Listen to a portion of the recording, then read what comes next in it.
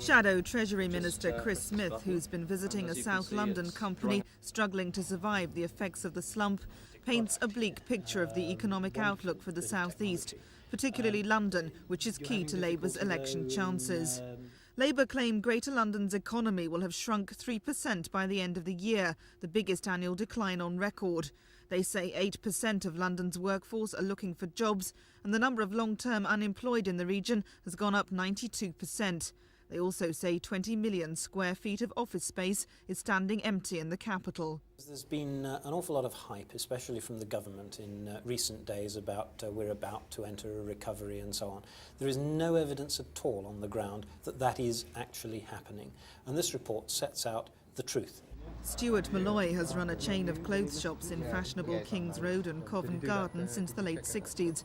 In the last year, sales have slumped and he's been forced to close 3 stores. He sees no sign of an end to the recession.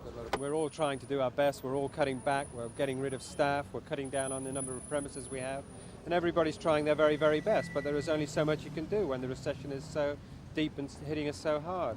The government say the economy is picking up and accuse Labour, who are fighting to halt their slide in the opinion polls, of scaremongering.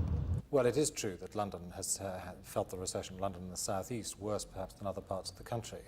But then, of course, the boom of the 1980s affected London more too, and some of what is happening in the recession is a correction of that, and so it's bound to be felt more in London. But I don't think there's any reason to feel that London won't recover from that just as well as the rest of the country. There is no clear evidence yet that we're coming out of the worst.